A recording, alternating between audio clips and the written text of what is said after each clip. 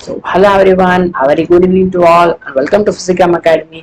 फटाफट से इस वीडियो को लाइक और शेयर कर दीजिए और चैनल को सब्सक्राइब कर दीजिए, अपने दोस्तों को भी ले आइए कि और हमें हमारे रिवॉल्यूशन में सपोर्ट कीजिए कि हम आपके लिए आईआईटी जैम का बिल्कुल ही फ्री कोर्स लाए हैं for physics and for chemistry.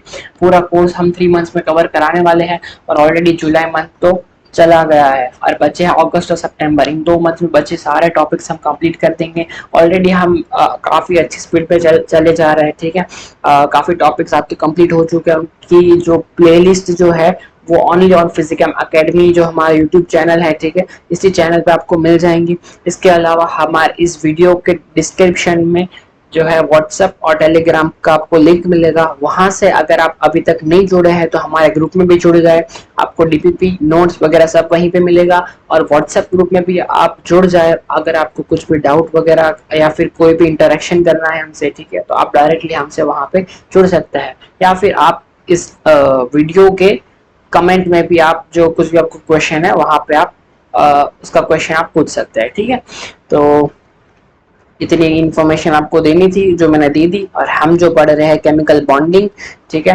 और इससे पहले शुरू करने से पहले जरा यहाँ पे देख लीजिए कि यार ये जो नॉन सब्सक्राइबर्स वाले जो है ना लोगों, बच्चों जरा यहाँ पे अपनी एनर्जी को लो करके स्टेबल हो जाओ और नॉन सब्सक्राइबर से सब्सक्राइब की ओर बढ़ जाओ यार। थोड़ा हमें भी मोटिवेशन मिल जाएगा, ठीक है। हमें भी ना इसको थोड़ा और बूस्टअप करने में मजा आता है। आपको अच्छा से अच्छा आपके लिए मेहनत करके कंटेंट लाने में जो हमें अंदर से मोटिवेशन मिलता है। तो यार ये नॉन सब्सक्राइबर्स जो लोग हैं ना, ठीक है, जो बच्चे हैं, ठीक है, वो फटाफट से सब्सक्राइब हो जाए, यानी सब्सक्राइब बटन दबा ले फटाफट से, ठीक है। तो ये जितनी भी आबादी है ना वो यहाँ पे कन्वर्ट हो जाएगी, तो हमारा ना बूस्टअप हो जाएगा, मतलब मोटिवेशन मिल जाएगा हमें भी कि हाँ भाई हमें आपको और अच्छा करके दिखाना है, ठीक है।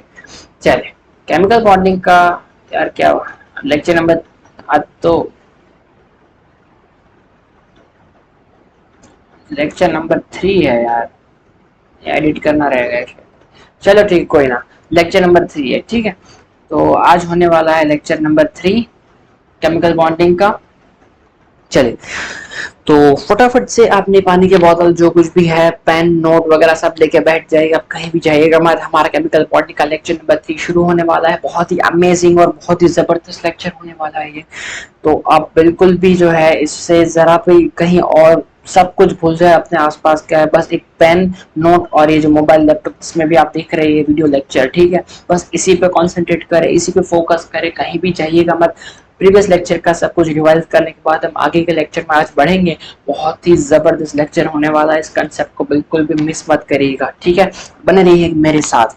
देखिए हम पहुंचे थे effect of shape and size of orbital. देखिए आप बने रहिए मेरे साथ, मुझे भी पढ़ाने में बहुत मजा आएगा। बहुत जबरदस्त टॉपिक रहने वाला है आज का, जहाँ पे लोग ना अक्सर गलतियां भी करते हैं और ये चीजें उनको जानने के उनके ना अंदर ऐसे वो होता है कि हाँ यार ये चीज अगर पता चल जाए ना अच्छी वाली तो बहुत मजा आ जाएगा। और बहुत जबरदस्त चीज है यार ये ना, आपको पढ़ाऊंगा ना आपको आज मजा आ जाएगा। बहुत जबरदस्त लेक्चर होने वाले, बहुत बहुत जबरदस्त। ये चीज बहुत खतरनाक वाली है, देखिए। एंड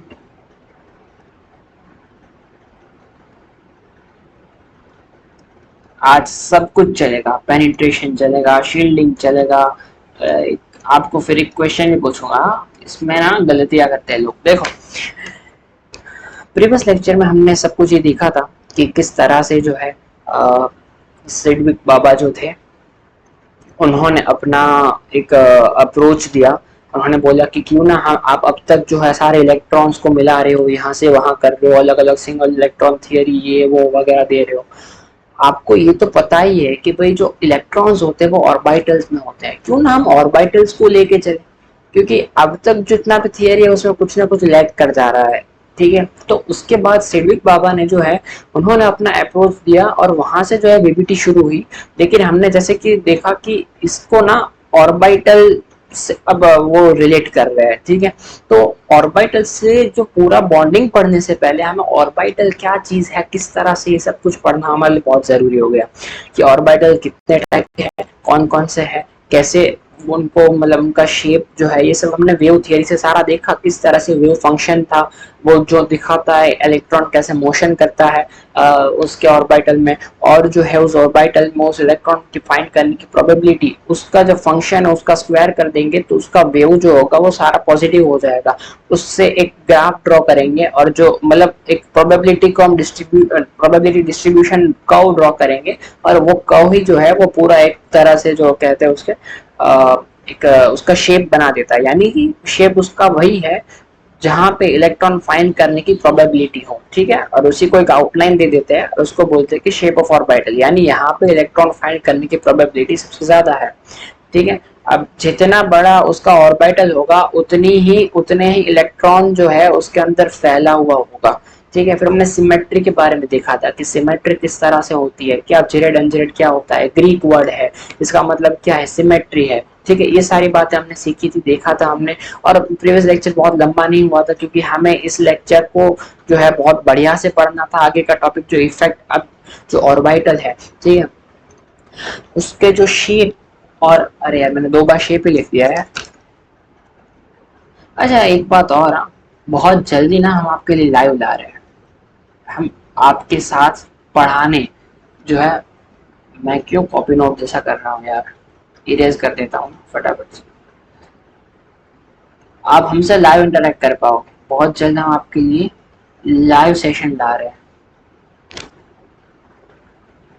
ठीक है।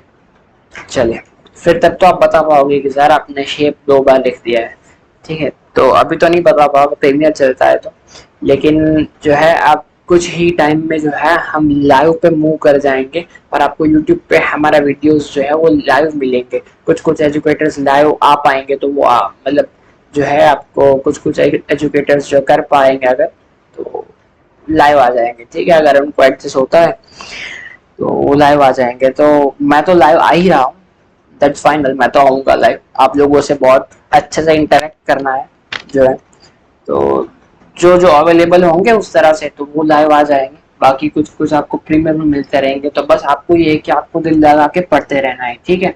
कहीं भी डिस्ट्रैक्ट मत होना, कहीं भी कोई भी चीज़ की और गलत तरीके से मत पढ़ना। अगर सोच लिया है कि आईआईटी निकालना है तो बस जुड़ जाओ, इस मिशन में जुड़ जाओ, इसको एक मिशन मान लो, ठीक है।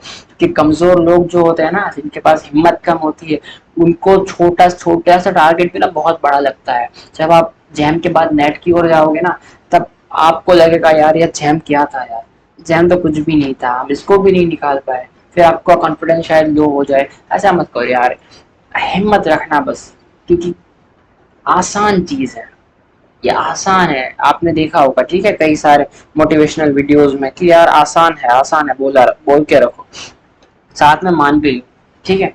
चलिए अब बढ़ते हैं हमारे इस टॉपिक की ओर। देखिए, तो इसके लिए ना जो हमें ऑर्बिटल्स, अब उनका डिफरेंट डिफरेंट शेप होता है, उनके डिफरेंट डिफरेंट साइज होती है, क्योंकि अगर मोस्ट प्रोबेबल डिस्टेंस किसी का ऑर्बिटल छोटा है, यानी इतना मोस्ट प्रोबेबल डिस्टेंस ऑर्बिटल छोटा हुआ, किसी का मोस्ट प्रोबेबल डिस्टेंस जो है वो इतना रहा होगा तो ऑर्बिटल बड़ा हुआ, ठीक है। मोस्ट प्रोबेबल डिस्टेंस क्या होगा, उसका साइज होगा। और शेप तो आपको पता है कि साइज जो होता है उसको रेडियल पार्ट होता है और एंगुलर पार्ट होता है। रेडियल पार्ट जो होता है वो हमें कितने रेडियस तक में उसकी इलेक्ट्रॉन डेंसिटी फैली हुई है, और उसमें से भी जो मोस्ट प्रोबेबल जो डेंसिटी जो होती है ना, इलेक्ट्रॉन सबसे ज्यादा जहां मिलता है, उसी को बोलते हैं मोस्ट प्रोबेबल डिस्टेंस। और ये वाला जो होता है ना, यही उसका साइज माना जाता है। कौन देता है, ये रेडियस देता है। और थीटा और साई, ये जो है दोनों एंगुलर उसका दिखाता है, प्रोबेबिलिटी दिखाता है कि अब कौन कौन से डायरेक्शन में, ठीक है, एंगल पे किस किस एंगल पे उसके फाइंड करने की इलेक्ट्रिक डेंसिटी इलेक्ट्रॉन की डेंसिटी सबसे ज्यादा है, ठीक है। मान लो कि इस डायरेक्शन में नहीं है, ठीक है, इस डायरेक्शन में नहीं है, यहाँ है, यहाँ है, बाकी बाकी यहाँ कहाँ कहीं भी नहीं है, ठीक है, बस यहाँ है।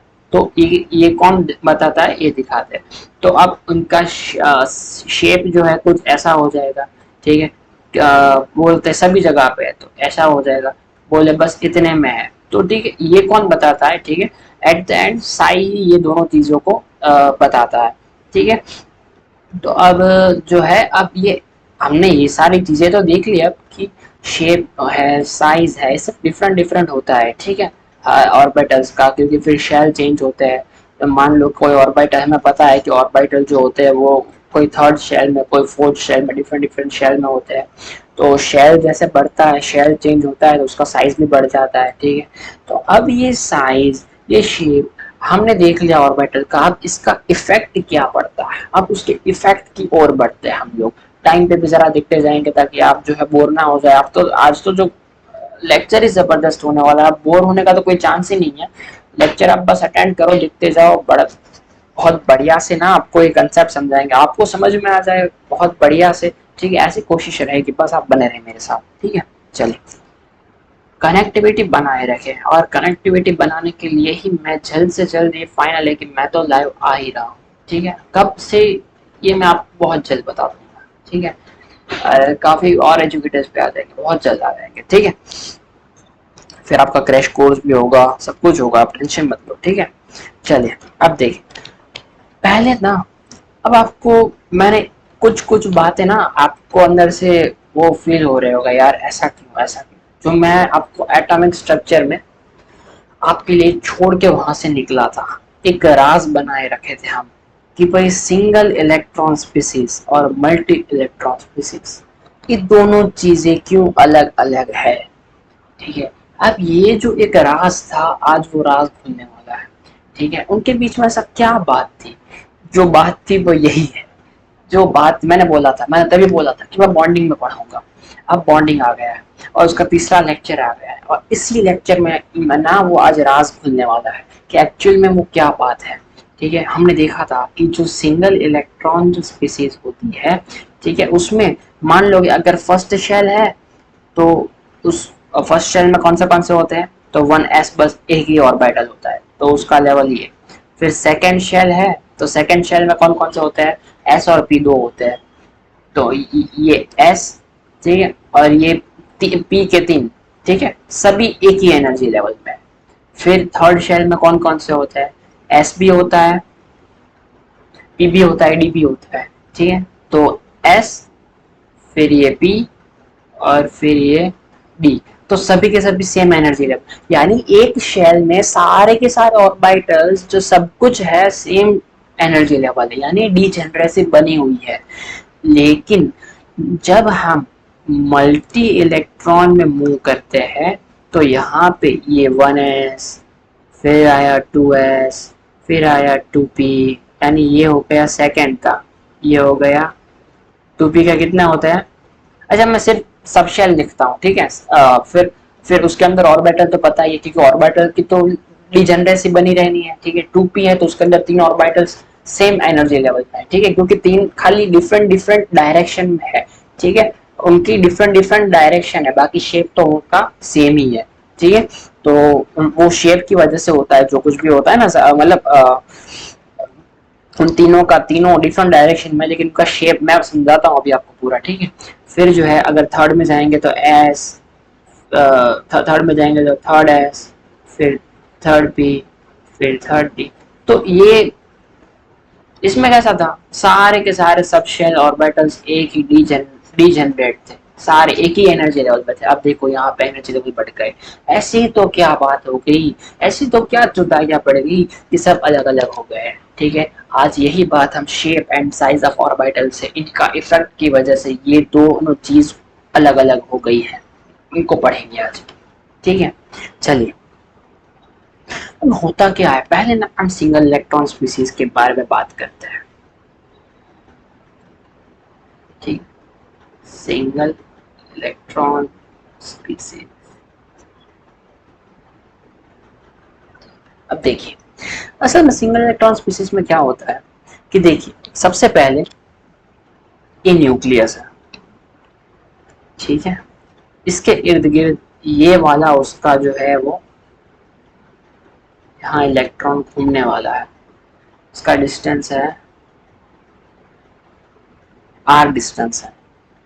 ठीक है, यहाँ पे इलेक्ट्रॉन जो है वो घूम रहा है, ये उसका यानी ऑब्वियसली फर्स्ट शेल होने वाला है, 1 इलेक्ट्रॉन स्पीसी है तो फर्स्ट पर। ठीक है, यहाँ पे इलेक्ट्रॉन जो है यहाँ अभी अभी इलेक्ट्रॉन है नहीं उसमें। ठीक है, इलेक्ट्रॉन है नहीं, हम मान रहे हैं। और ये सब हाइपोथेसिस है, हाँ, ये सब एक्सपेरिमेंटल यार जो है, मैंने आपको पहले बताया था, कुछ कुछ क्वांटम और कुछ कुछ रियल लाइफ के एविडेंस पे इसका एसेंस है बना, पूरा केमिकल बॉन्डिंग है, ठीक है। और ये हाइपोथेसिस है, हम जो ऑब्जर्व करते हैं ना उसका एक थियरी बनाने की कोशिश करते हैं। तो हमने ये माना कि हाँ ऐसा ही हो रहा हो, क्योंकि हमें रिजल्ट ऐसे ही मिल रहे हैं, ठीक है। तो अब देखिए, अब हमने यहाँ पे किस तरह से थियरी इन्होंने दिया है कि, और ये काफी एक्सपेरिमेंट और इन सब चीजों पे बेस्ड, यानी ऐसे ही नहीं कि हाँ आज देख लिया, हाँ ऐसा होता है, बस थियरी बना दिया। थियरी बनने में काफी वक्त लगता है भाई, क्योंकि ये देखना पड़ता है कि सभी जगहों पे क्या एप्लीकेबल है, जैसे कि आपने पहले भी देखा था, ठीक है। दो थियरम सुडगन सेडविक ये दोनों पढ़ चुके, इसके पहले जो थे कॉर्नल मोर्स कर्व, ये सब पढ़ चुके, ठीक।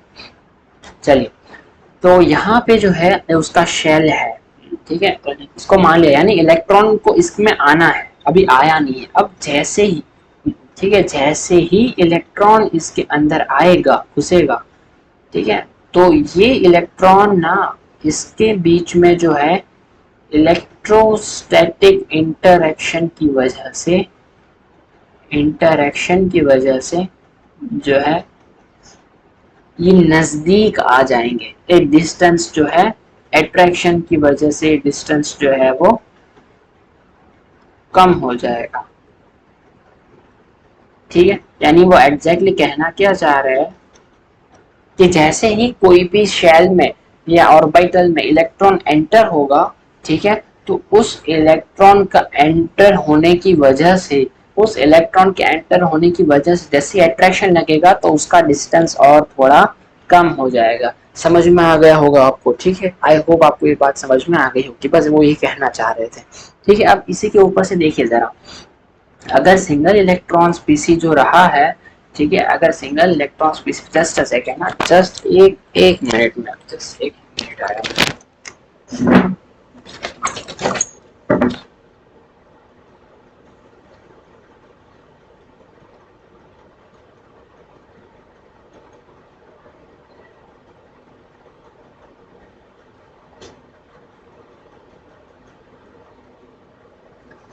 जी बिल्कुल, बस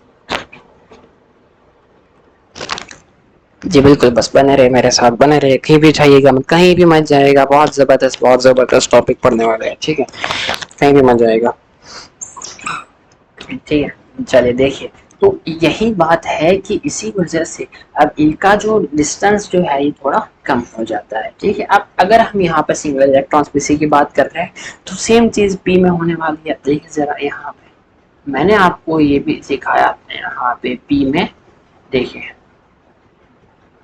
पी में भी इस तरह होता है, जैसे इलेक्ट्रॉन एंटर होगा तो ये जो है इसका डिस्टेंस जो है ये कम हो जाएगा। मान लो कि ये डिस्टेंस जो है उसका आर है, और यहाँ पे जो होने वाला है, मान लो कि ये डिस्टेंस, थोड़ा ड्राइंग पे मत जाएगा, ठीक है, मजाक मत उड़ाना मेरा, r dash smaller than r, ठीक है। इस तरह से इसका मतलब हमको ये देखने को मिला भाई कि अब ये जो डिस्टेंस होता है, जैसे इलेक्ट्रॉन उस ऑर्बिटल में एंटर होता है, उस ऑर्बिटल का डिस्टेंस जो है वो थोड़ा कम हो जाता है due to interaction, due to attraction between the, यानी मैं ऐसा नहीं बोल रहा हूँ कि वो शेल को छोड़ के अंदर आता है, पूरा शेल ही जो होता है वो वो शेल में ही रहता है, वो अपने ऑर्बिटल में ही होता है, बस इंटरेक्शन अट्रैक्शन की वजह से पूरा नजदीक आ जाता है, ठीक है। अब जरा देखिए, और यही सेम चीज जो होगी वो डी के लिए होगी, ठीक है, सेम चीज जो होने वाली है वो डी के लिए होने वाली है। जरा देखिए यहाँ पे, सेम चीज जो होगी वो डी के लिए होगी, जरा देखिए यहाँ पे, ये जो डिस्टेंस जो है वो सारा का सारा, मान लो कि ये आर है, और अट्रैक्शन की वजह से ये डिस्टेंस जो है वो कम हो जाएगा। मैं फॉर एग्जांपल जैसे ऐसे ही ड्राइंग करके दिखा रहा हूँ आपको, आर सेम चीज, उल्टा लिखने की आदत सी हो गई लगती है मुझे, हर बात उल्टी चली जाती है। चले, अब आपको समझ में आ गई होगी इतनी बात है, ठीक है। तो बस वो कहना ही चाह रहे थे। अब जरा इसमें आप गौर कीजिए, मैंने आपको प्रीवियस क्लास में क्या बोला था कि जो इलेक्ट्रॉन जो होता है, मैंने आपको अभी डिफ्यूजन नहीं सिखाया, मैंने इस वजह से नहीं सिखाया, मैं आपको समझाता हूँ क्यों, ठीक है। अब आप जरा यहाँ पे ध्यान से सोचिए जरा, यहाँ पे अगर एस है, ठीक है, यहाँ पे पी है, यहाँ पे डी है, मुझे एक बात बताइए कि सबसे ज्यादा अट्रैक्शन इलेक्ट्रॉन को कहाँ लगेगा? आप जरा सोच के बताइए, ठीक है, कि आप जरा सोच के बताइए कि सबसे ज्यादा अट्रैक्शन जो है इलेक्ट्रॉन को कहाँ लगने वाला है। अब जरा देखिए, अगर ये न्यूक्लियस है, ठीक है, अगर ये न्यूक्लियस है, ठीक है, वो तो सभी डायरेक्शन में, आपको पता है कि ये जो अपना फील्ड जो होगा वो सभी डायरेक्शन में होगा, वो सभी डायरेक्शन में उसका फील्ड होगा। यहाँ पे अगर मैं एस को ले लेता हूँ, यहाँ पे अगर एस है तो इसमें रहे इलेक्ट्रॉन को सभी जगह से वो अट्रैक्ट करेगा, सभी जगह से वो अट्रैक्ट करेगा, ठीक है। फिर अगर मैं पी को लेता हूँ, ठीक है, पी को देखो तो पी जो है वो डायरेक्शनल है, वो एक डायरेक्शन में इलेक्ट्रॉन की डेंसिटी यहाँ पे देखी गई है। अब जो ये न्यूक्लियस है ये तो सभी जगह से उसको अट्रैक्ट कर रहा है, सभी जगह से उसको अट्रैक्ट कर रहा है, देखो सभी जगह से उसको अट्रैक्ट कर रहा है, लेकिन यहाँ की जो फील्ड है, यहाँ की फील्ड को कोई भी कवर नहीं कर पा रहा है, यहाँ की फील्ड को कोई भी कवर नहीं कर पा रहा है, क्योंकि इलेक्ट्रॉन जो है वो तो प्रेजेंट इसमें है, तो यहाँ की जो फील्ड है वो वेस्ट जा रही है, वो बस ऐसे ही जा रही है, उसको कोई रोकने वाला नहीं है, उसको कोई भी रोकने वाला नहीं है, ठीक है। तो यहाँ पे जो इलेक्ट्रॉन्स है वो खींचे जाते हैं, लेकिन यहाँ पे जो है किस पे फोर्स नहीं लगता, पे यहाँ पे इलेक्ट्रॉन प्रेजेंट ही नहीं है, तो यहाँ की उसकी फील्ड जो है वो वेस्ट जाती है। अब जरा देखें सेम चीज जो है, सेम चीज जो है वो डी ऑर्बिटल में जरा देखें, इसकी तो टांगे और भी पतली है, इसकी टांगे तो और भी पतली है, ठीक है। अब देखो यहाँ इतना सारा वेस्ट, इतना सारा वेस्ट, इतना सारा वेस्ट, इतना सारा वेस्ट, लगता कहाँ पे है? बस इतने पे लगता है, बस इतने में लगता है, ठीक है। अब आप जरा सोचिए, आप जरा सोचिए, ठीक है, कि सबसे ज्यादा करीब कौन आएगा, सबसे ज्यादा करीब कौन आएगा? तो आप बोलेंगे एस आएगा भाई, फिर उसके बाद, फिर उसके बाद पी आएगा, फिर उसके बाद डी आएगा, ठीक है। तो बिल्कुल ऐसा ही होता है। पर आप जरा सोचिए ना कि अगर, ठीक है, अगर मैक्सिमम जो है वो अट्रैक्शन कौन लगा, किस पे लग रहा है? एस वाले ऑर्बिटल में मैक्सिमम लग रहा है, सभी जगह से फील्ड उसको अट्रैक्ट करके जितना हो सकता है उतना अंदर उसको ले आती है, ठीक है। तो मान लो कि पहले अगर वो यहाँ पे था, वो अट्रैक्ट होके, मान लो कि फॉर एग्जाम्पल यहाँ पे आ गया, ठीक है, इस पे सबसे ज्यादा अट्रैक्शन लग रहा था न्यूक्लियस का सभी जगह। अब पी ऑर्बिटल भी, तो अब देखो उसमें ऐसा कोई बात नहीं है कि यहाँ पे हम ना सेम शेल को कंसिडर कर रहे थे, सेम शेल को कंसिडर कर रहे थे, ठीक है। अगर यहाँ पे हम ना थर्ड शेल जिसमें एस पी और डी तीनों ऑर्बिटल जो ऐसे एक आध शेल कंसिडर कर रहे हैं, और डी ऑर्बिटल कौन से इलेक्ट्रॉन से कौन से शेल से शुरू हो रहा है? थर्ड शेल से जो है डी ऑर्बिटल आना शुरू हो जाता है, थर्ड फोर्थ फिफ्थ सिक्स, ठीक है, उसके बाद थर्ड शेल से जो है डी ऑर्बिटल शुरू हो जाता है। तो मान लो ये जो हम कहानी कर रहे हैं ना, सारी एक ही शेल की कहानी कर रहे हैं, क्योंकि हमें देखने को क्या मिलता है, ठीक है, फर्स्ट शेल का एनर्जी कम ही होता है सेकेंड शेल से, सेकेंड शेल का एनर्जी कम होता है थर्ड शेल से, ठीक है। ये तो बात हमें पहले से ही पता है, ये तो ऐसे ही होता है। पर जो सेकेंड शेल के जो सब शेल थे, ऑर्बिटल्स थे, वो सेम एनर्जी लेवल में थे, वो क्यों ऊपर नीचे हो गए भाई? ये हमें पढ़ना है। तो हम एक ही शेल के अंदर के ऑर्बिटल्स और सब शेल की बात कर रहे हैं, ठीक। तो देखिए, तो अब होने तो क्या चाहिए, सभी सेम एनर्जी में होने चाहिए, तो पी था तो इतना ही, ठीक है। लेकिन इसमें जो है इतना, ये वाला जो है, ये अट्रैक्ट इतना फील्ड में जो है अट्रैक्शन को ये कवर नहीं कर पाता, बस इतना सा कवर करता है। तो बस मान लो कि इतना सा पास आ पाया, मान लो फॉर एग्जांपल इतना सा वो पास आ पाया, और फिर उसके बाद हम डी को ले लेते हैं, ठीक है, ये लाइन को मैं मिटा देता हूँ,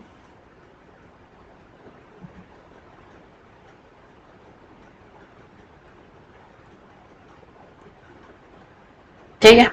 अब जरा देखिए, अब मैं इस यहीं पे मैं जरा डी को ले लेता हूँ,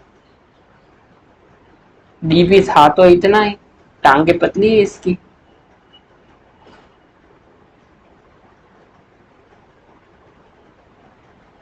था इतना, लेकिन हो कितना गया। अब इसको तो और भी कम अट्रैक्ट करेगा, तो ये और भी कम होगा। ठीक है, कम नजदीक आएगा। बट एक बात क्या है, यह असल में ही कम नजदीक, तो इसमें लगने वाला अट्रैक्शन जो होता है ना वो कम होता है। यानी होना तो ये चाहिए था कि कम नजदीक आए, लेकिन अब देखिए ना यहाँ पे और कोई फैक्टर ही नहीं है। अब जैसे ही वो नजदीक आ रहा है तो धीरे धीरे धीरे धीरे, यानी ये क्या कर रहे हैं, ठीक है, पता है आपको, समझ में आ रहा है।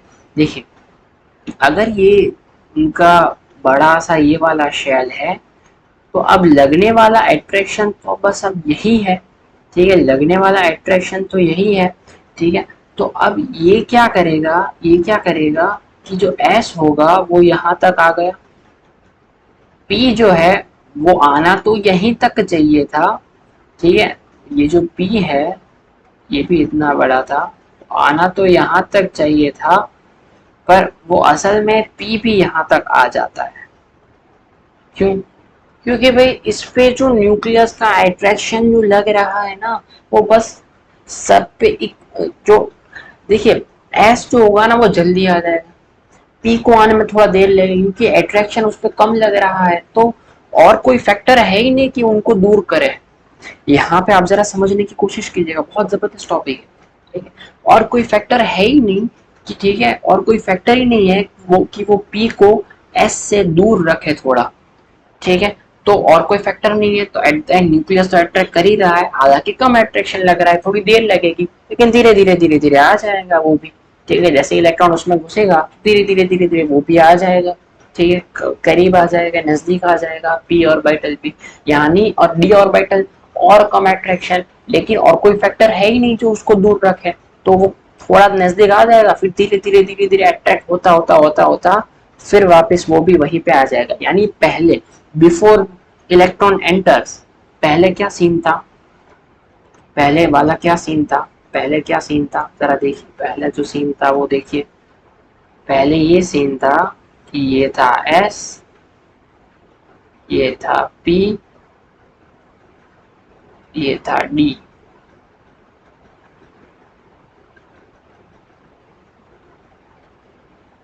ठीक है, अब क्या सीन हो गया, ये हो गया एस, ये हो गया पी, यहाँ तक आ,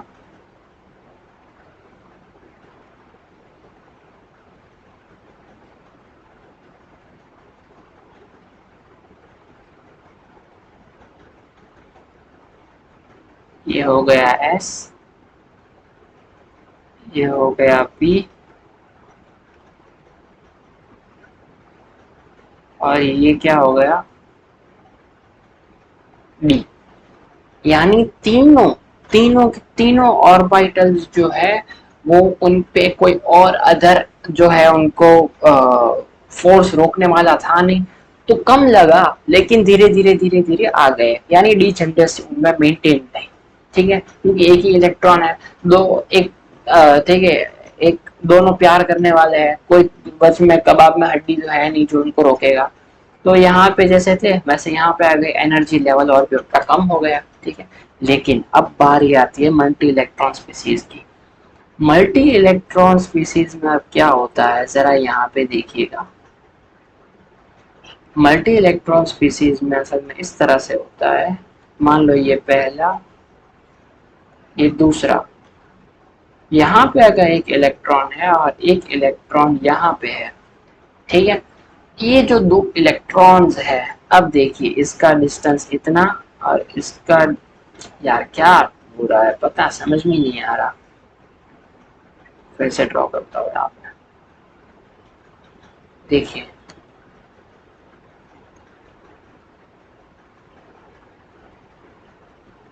मल्टी इलेक्ट्रॉन स्पीसीज जो है उनमें असल में क्या होता है कि ये मान लो पहले बड़ा वाला शेल,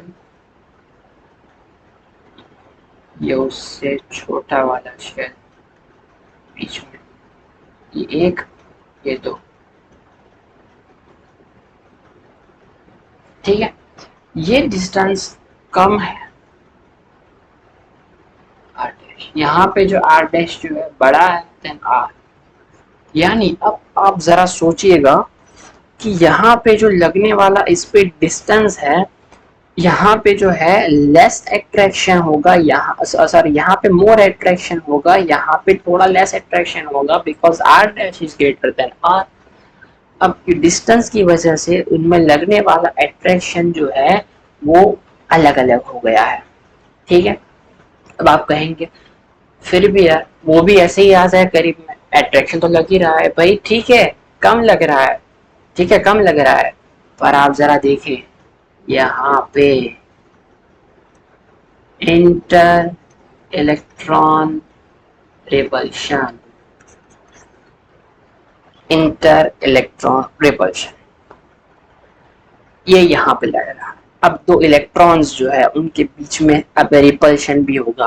अब ये नजदीक तो आना चाहेगा, मैं नजदीक आ जाऊं थोड़ा, मैं पास आ जाऊं, मैं और अट्रैक्शन ले लूं, अंदर वाला बोलेगा निकल बाहर निकल भाई, तू नहीं चाहिए मेरे को अंदर। ठीक है, वो बाहर निकालेगा, तो उसको धक्के मार के बाहर निकालेगा। यानी इंटर इलेक्ट्रॉन रिपल्शन की वजह से ये जो है बाहर का ज्यादा अंदर नहीं आ पाता। ये होता है रीजन। अब जरा देखते हैं, अभी ये क्लियर नहीं है, मैं आपको और समझाता हूँ अभी थोड़ा डिटेल में। ठीक है, जरा बने रहिए और मेरे साथ। अब हम पहले ना यहाँ पे देखिए,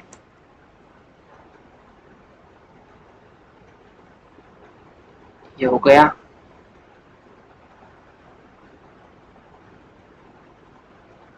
ड्राइंग पे हंसना मत, मारूंगा मैं, डिजिटली मारूंगा, ऑनलाइन, ऑनलाइन मार पड़ेगी। जरा देखना इसको,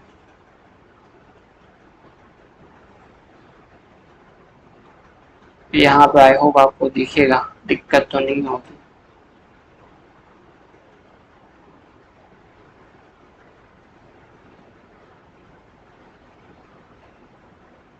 मेरी ड्राइंग देखोगे ना पागल हो जाओगे, इसलिए नहीं दिखा रहा, गंदी वाली ड्रॉ कर रहा हूँ।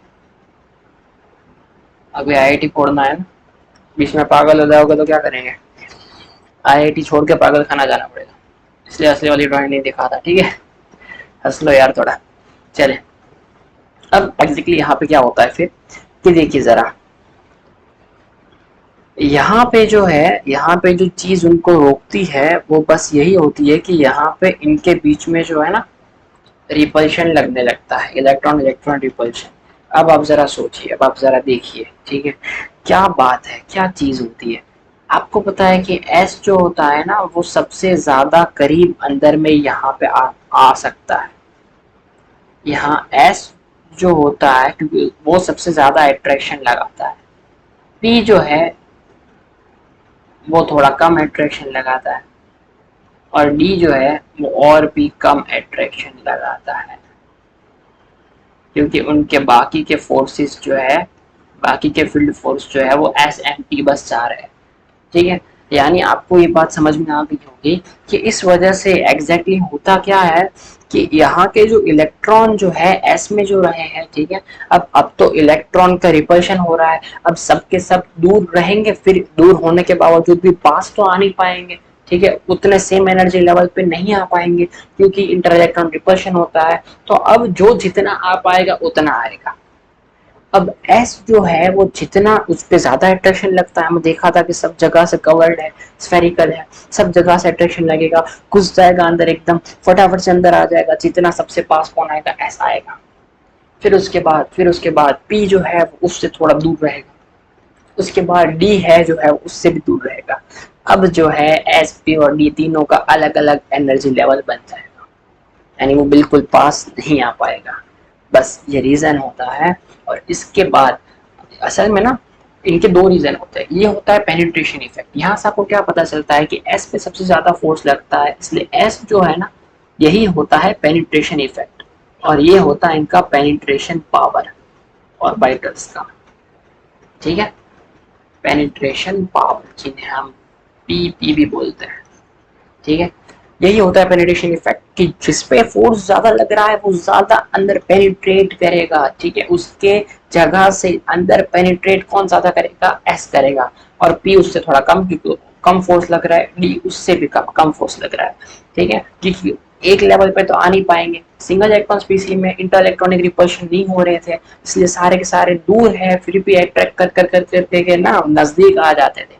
ठीक है, लेकिन अब जो है यहाँ पे मैं आपको किस तरह से मैं समझाऊं, पहले जो थे वो इस तरह से थे, अब जो है पहले जो थे इंटर इलेक्ट्रॉनिक रिपल्शन की वजह से एक एनर्जी लेवल पे तो नहीं आ सकते, लेकिन जितना करीब आ सकते हैं ना उतना आ जाते हैं। तो सबसे ज्यादा फोर्स तो किस पे लगेगा, एस पे लगने वाला अट्रैक्शन सबसे ज्यादा है। ठीक है, तो वो जितना ओवरकम कर पाएगा उस रिपल्शन को, उतना ओवरकम करके मिनिमम रिपल्शन पे जो है वो आके खड़ा हो जाएगा।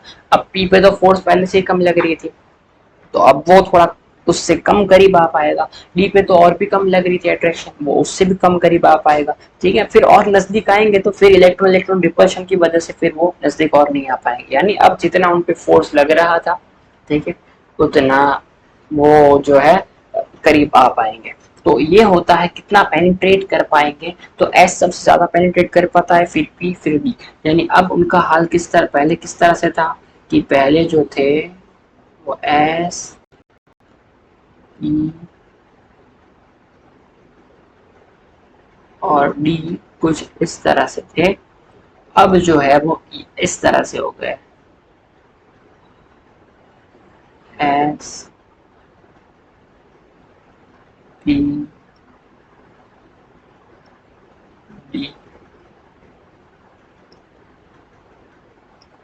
ठीक है, अब आपको ऑर्बिटल का डिफ्यूजन भी समझ में आ जाएगा। सबसे बड़ा ऑर्बिटल कौन सा, नहीं ये मैं अभी लास्ट में समझाता हूँ, अभी शील्डिंग समझाना बाकी है। ठीक है, अभी आपको ना एक और चीज, गजब की चीज ना समझानी बाकी है, क्योंकि ये इफेक्ट ना दो चीजों को मिलके बनता है। ठीक है, एक होता है पेनिट्रेशन और एक होता है शील्डिंग। अभी तो मैंने आपको थोड़ा सा ही पढ़ाया है, अभी बहुत पढ़ाना बाकी है भाई। आज तो बने रहे मेरे साथ, बहुत जबरदस्त मैं आपको ना समझाने की ट्राई करूंगा। ठीक है, अब देखिए, अब आपको ये समझ में आ गया फॉर मल्टी इलेक्ट्रॉन स्पेसेस इस तरह से होता है। अब जरा देखिए, अब एक और बात, ये तो हो गया पेनिट्रेशन, यानी कि एस सबसे ज्यादा पेनिट्रेट कर सकता है, फिर पी और फिर डी। अब ये पेनिट्रेशन की वजह से ही तो शील्डिंग होती है। Penetration is a consequence, shielding, penetration is a consequence of shielding. ठीक है, पेनिट्रेशन होता है, पेनिट्रेशन अंदर पेनिट्रेट कर जाते हैं, उनका एनर्जी लेवल अलग अलग हो जाता है, इसी की वजह से तो शील्डिंग होने लगती है। शील्डिंग क्यों होती है, पेनिट्रेशन की वजह से। ठीक है, अब पेनिट्रेशन हो गया, अब देखिए जरा शील्डिंग के बारे में चर्चा करते हैं जरा। शील्डिंग असल में क्या है, अब जरा देखिए, आपको थोड़ा तो पता ही है कि मान लो कि ये अगर एस ऑर्बिटल है और ये बाहर का ऑर्बिटल है, ठीक है, तो एस जो होगा यहाँ पे, इनमें जो इलेक्ट्रॉन्स होंगे, ठीक है, वो जो है बहुत ज्यादा ना एस में रहे होंगे। ठीक है, अब देखिए एस का जो है वो तो साइज सबसे कम हो गया है।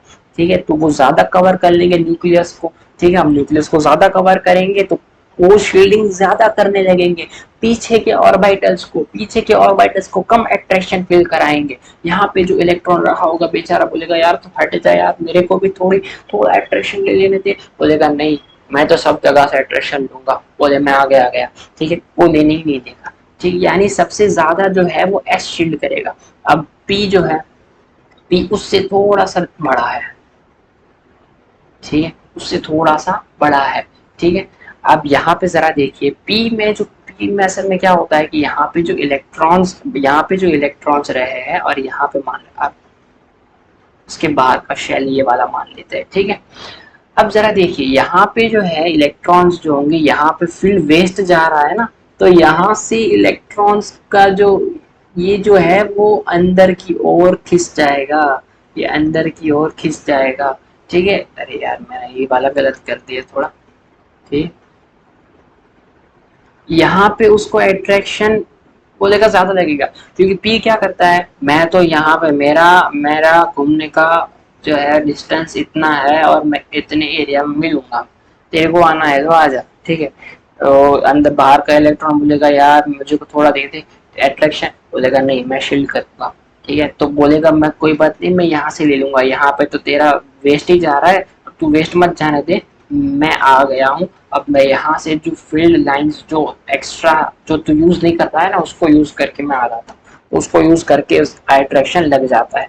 तो डी का तो जरा सोचिए क्या ही हाल होगा, डी का तो जरा सोचिए क्या ही हाल होगा। अब जरा देखिए, यानी इसका मतलब क्या समझ में आया, पी जो है वो थोड़ा कम शील्ड करता है, पी में जो है वो कम शील्डिंग होता है। अब डी में जरा सोचिए, डी में जरा देखिए, डी में तो बेचारा और क्या ही कर लेगा, बेचारे की टांगे ही पतली है, क्या ही भागेगा, और भी बड़ा होगा, एक तो पहले से ही बड़ा होगा और भी, ठीक है।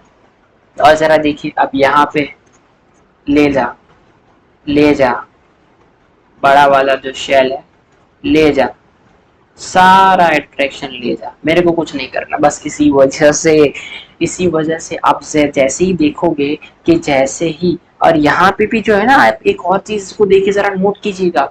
अब अब देखिए, पहले जो तीनों क्या थे, तीनों सेम साइज के थे, ठीक है, तीनों जो थे वो सेम साइज के थे, सेम उनका जो अट्रैक्शन था, उसमें उसके अंदर जो अट्रैक्शन था, उनका एनर्जी लेवल था सेम था, अब अलग अलग डिफरेंट डिफरेंट हो गया है, एस छोटा सा है। अब मानिए सारे के सारे ऑर्बिटल्स जो होते हैं उसमें इलेक्ट्रॉन कितने होते हैं, दो, सेम इलेक्ट्रॉन्स होते हैं। ऑर्बिटल छोटा सा है, इसके अंदर दो इलेक्ट्रॉन, इलेक्ट्रॉन डेंसिटी ज्यादा। ऑर्बिटल पी का बड़ा है, इसके अंदर इलेक्ट्रॉन डेंसिटी कम, क्योंकि एरिया बढ़ गया पी का एरिया बढ़ गया, ठीक है, वो छोटा सा है, अब पी बड़ा हो गया, ठीक है। अब ये दो लोब में बट गया है, दो लोब में बट गया दो इलेक्ट्रॉन, ये एक ही लोब में, छोटी सी एक लोब में था, और डी का देखो इतना बड़ा, इतना बड़ा उसका ऑर्बिटल है, चारों दिशाओं में फैला हुआ, बड़ा बड़ा एकदम विशाल, ठीक है। तो आप देखिए कि उसका इलेक्ट्रॉन जो है चार लोब में फैल जाएगा, ठीक है, फैलने की वजह से जो उसकी इलेक्ट्रॉन डेंसिटी जो है वो कम हो जाएगी, और इसीलिए बोलते हैं कि डी का जो शील्डिंग पावर है बहुत कम है। क्यों? क्योंकि डी जो है वो काफी डिफ्यूज्ड ऑर्बिटल है, काफी बड़ा ऑर्बिटल है, उसके अंदर इलेक्ट्रॉन जो है, इलेक्ट्रॉन डेंसिटी काफी कम है, इस वजह से जो है वो बाहर के ऑर्बिटल्स को बहुत ही वो बाहर के ऑर्बिटल्स को बहुत कम शील्ड कर पाता है। बोले कि तू भी ले ले, मेरे अंदर से भी ले थोड़ा, और यहाँ पे तो है ही, देखो जरा, यहाँ से तो अट्रैक्शन मिल ही रहा है, यहाँ से मिल ही रहा है, ठीक है। तो बस ये बात है, आपको ये बातें समझ में आ गई होंगी, आई होप आपको ये सारी बातें समझ में आ गई होंगी, ठीक है। तो शील्डिंग पावर भी अगर पूछ ले तो एस का ज्यादा होता है, फिर पी का, और फिर डी का। अगर तीनों एक ही लेवल में थे, ठीक है, अगर तीनों तीनों एक ही लेवल में थे, फिर तो कोई शील्डिंग वगैरह कुछ था ही नहीं। उनका लेवल डिफरेंट हुआ तभी तो एस पी को शील्ड करने लगा, पी डी को शील्ड करने लगा, ठीक है, डिफरेंट डिफरेंट शील्डिंग होने लगी उन सब उनके बीच में, ठीक है। तो ये आपको आई होप ये बातें समझ में आ गई होंगी, ठीक है। जरा सा रिलैक्स हो जाए, पानी वानी फटाफट पी लीजिए, फिर अपना आगे शुरू करते हैं, ठीक है, चलिए।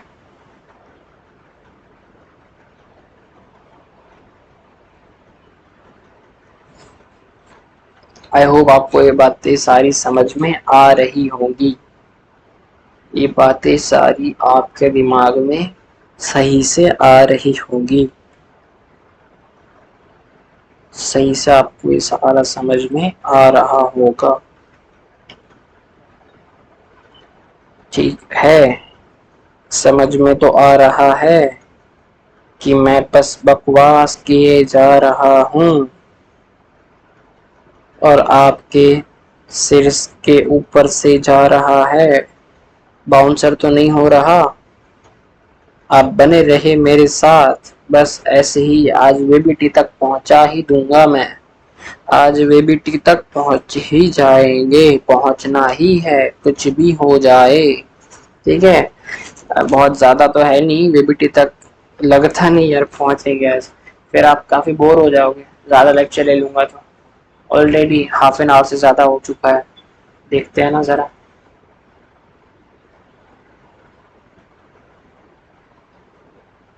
ऑलरेडी हाफ एन आवर से ज्यादा हो चुका है,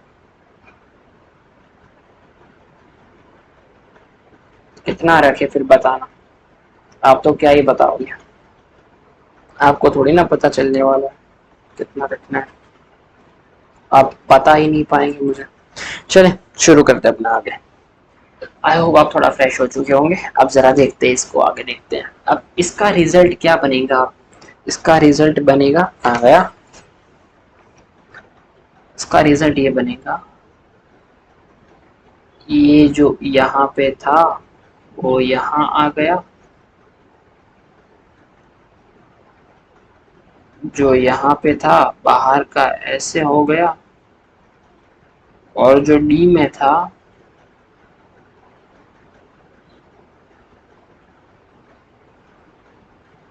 वो ऐसे हो गया। यानी कि इसका मतलब क्या हुआ कि ये जो है इसका शेडिंग जो है बहुत कम है, तो अंदर वाले को अट्रैक्शन, बाहर वाले को अट्रैक्शन ज्यादा लग रहा है, यहाँ पे नहीं लगा पा रहा है वो अट्रैक्शन, बेचारा सब जगह से फंसा हुआ है। यहाँ पे कुछ कुछ मिल रहा है, यहाँ पे बहुत ज्यादा मिल रहा है। ठीक है, तो आई होप आपको ये बातें समझ में आ गई होंगी। चलिए अब जरा थोड़ा सा आगे बढ़ते हैं। यानी आपको समझ में आ गया होगा कि जितना ही डिफ्यूज्ड होगा ना ऑर्बिटल, जो इसका पेनिट्रेशन और शील्डिंग दोनों ही उसी पे डिपेंड करते हैं। ठीक है, एस जो है वो बहुत अंदर आ जाएगा और उसको और ढक देगा।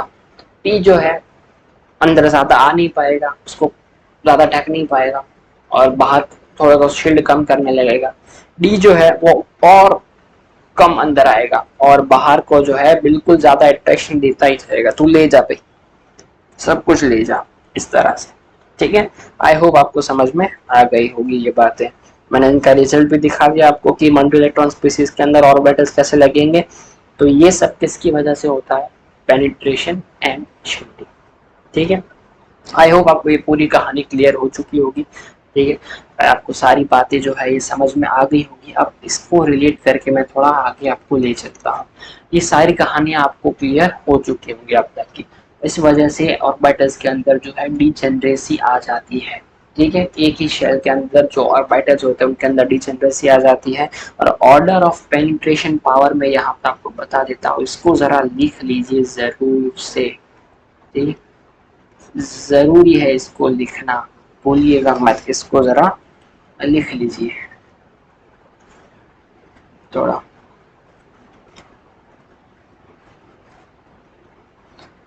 तो पेनिट्रेशन पावर सबसे ज्यादा होगा एनएस का, फिर एनपी का, फिर एनडी का, और फिर एनएफ का।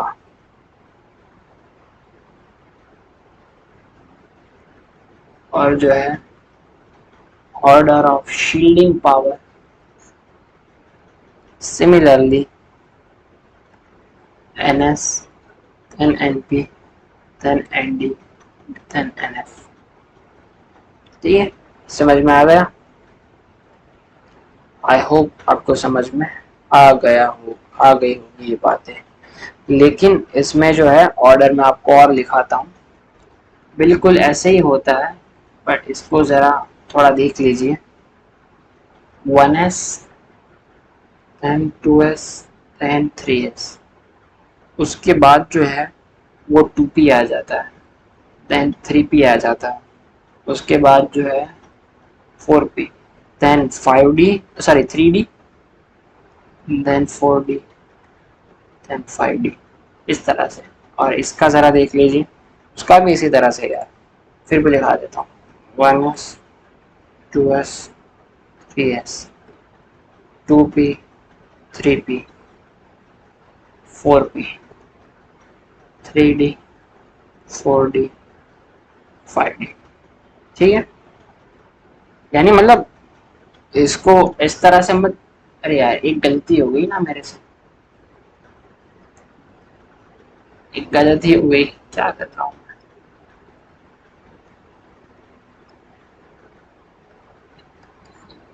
ये ऑर्डर इस डिफरेंट है, हाँ इसको, यार मैं क्या कर रहा हूँ, बस इतना याद रखिए, खामखा ना आप उलझ जाओगे।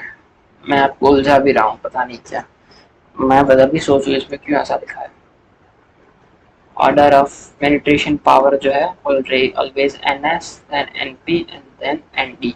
कोई भी एक शेल के अंदर जो है एस का सबसे ज्यादा, फिर पी का, फिर डी का और फिर एफ का। फिर जो है ऑर्डर ऑफ शील्डिंग पावर, पता नहीं कौन सा ऑर्डर लिखा रहा था मैं यहाँ पे। चलिए, N S, N P, N D और एन एफ। अब यहाँ से ना मैं आपको बहुत बढ़िया सा एक कंसेप्ट क्लियर करने वाला हूँ मैं आपका, उसको जरा देख लीजिएगा। ठीक है, इसको मत भूलिएगा आप जरा। अब यहाँ पे देखिए, एक क्वेश्चन मैं आपको देता हूं और जरा सोचिएगा।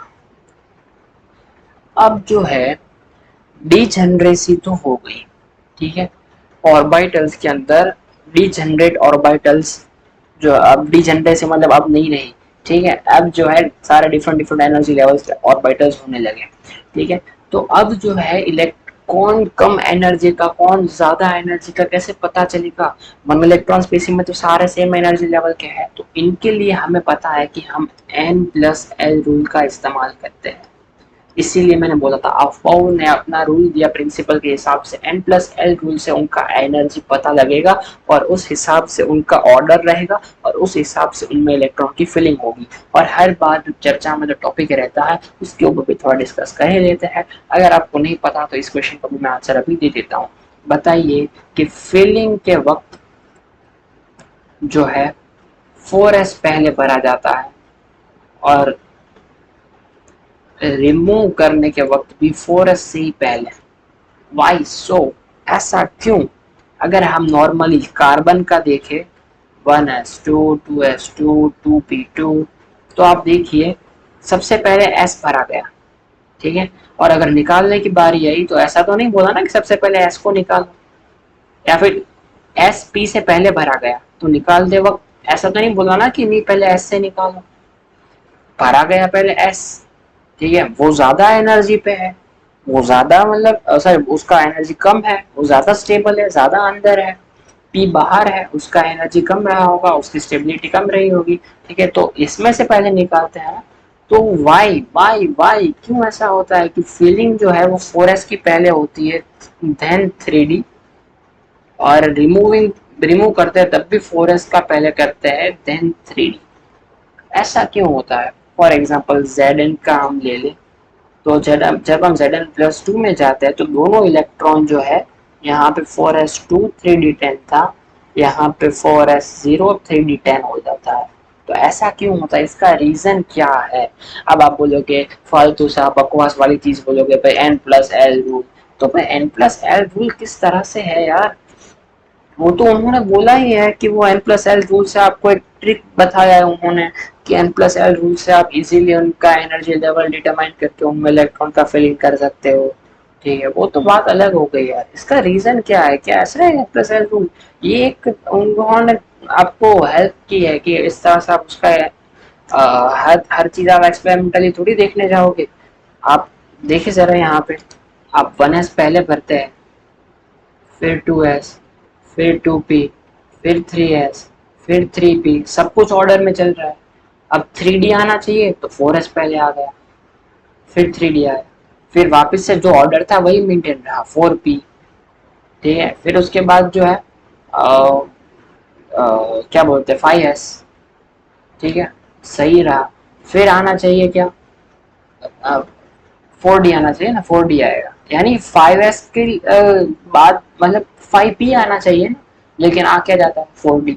तो क्या बात हुई यार ये, मतलब इसी तरह से यानी p के बाद d आना चाहिए था तो s आ जाता है, फिर वापस से 4d, यानी ये सब हम N+L रूल से तो ये है बता सकते हैं, लेकिन ऐसा क्यों हो रहा है यार? इसकी वजह क्या है मैं आपको अब समझाता हूँ। इसकी वजह क्या है? क्या होता है असल में कि जब मान लो यहाँ पे मैं एक छोटा छोटा ड्रॉ करता हूँ आपको समझ में आए इसलिए, ज्यादा जो सर्कल बड़े करता हूँ ना तो गंदी सी ड्राइंग बनती है, ये भी गंदा ही है फिर भी। और ये मैं ड्रॉ करता हूँ 4s,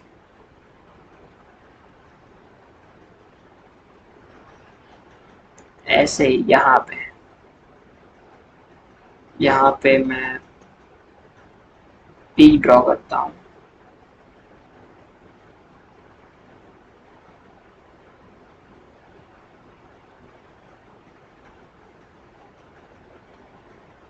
अब जरा देखिए कि अगर ये है 3s, ये है 4s, ये है 3p, और ये है 4s था, 4s सॉरी 4s, ठीक है।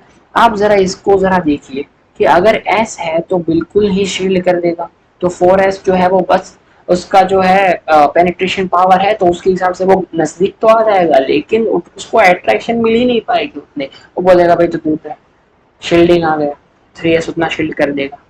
अब 3p जो होगा तो यहाँ पे उसको अट्रैक्शन मिलेगी, यहाँ पे जो है, यहाँ पे तो है अट्रैक्शन। तो 4s जो है जितना करीब आना होगा वो तो आ जाएगा, लेकिन यहाँ से काफी अंदर करीब आ जाएगा, क्योंकि यहाँ पे उसको लगने वाली अट्रैक्शन जो है वो काफी ज्यादा है, तो वो काफी अंदर आ जाएगा। ठीक है, इसके कंपैरिजन में इसमें ज्यादा है, तो वो यहाँ पे अंदर आ जाएगा। ठीक है, फिर देखिए, फिर उसके बाद क्या होता है, जब हम यहाँ पे डी के बारे में चर्चा करते हैं, ठीक है, यहाँ पे अगर हम डी के बारे में देखते हैं तो यहाँ पे डी की बात कर लेते हैं थोड़ी,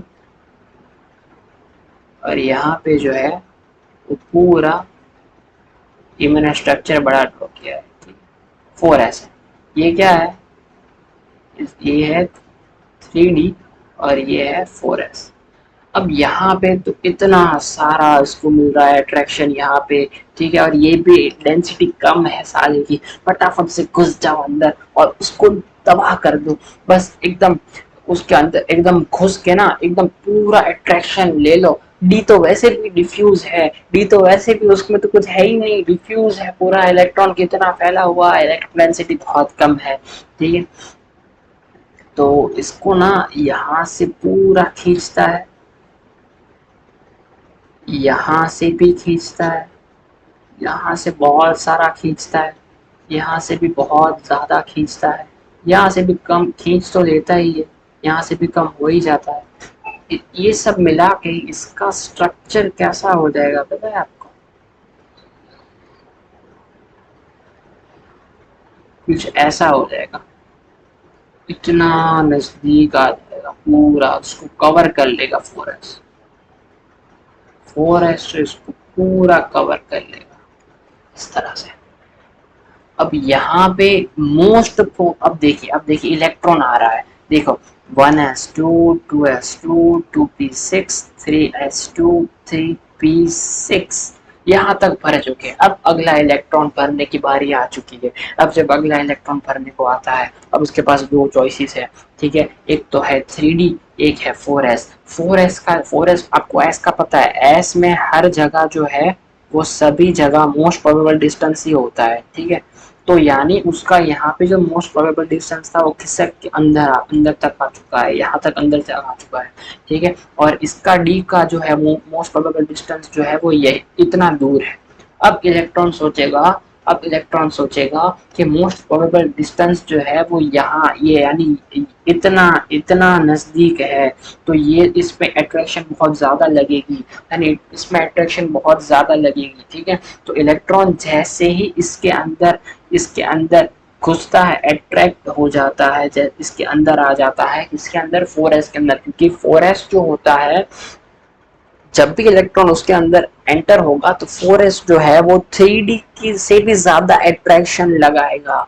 यानी आप दोनों को कंपेयर कीजिए, इसका मोस्ट प्रोबेबल डिस्टेंस जो है ना 4s का बिल्कुल अंदर तक आ चुका है, यहाँ तक आ चुका है। यानी अब हम जब देखते हैं तो इलेक्ट्रॉन का मोस्ट प्रोबेबल डिस्टेंस, जहाँ पे इलेक्ट्रॉन मिलने की शक्यता, संभावना, प्रोबेबिलिटी सबसे ज्यादा है, वो वाला डिस्टेंस, वो अब इलेक्ट्रॉन जहां पर सबसे ज्यादा रहने वाला है, अगर वो जितना करीब होगा इलेक्ट्रॉन को उतना ही अट्रैक्शन लगेगा।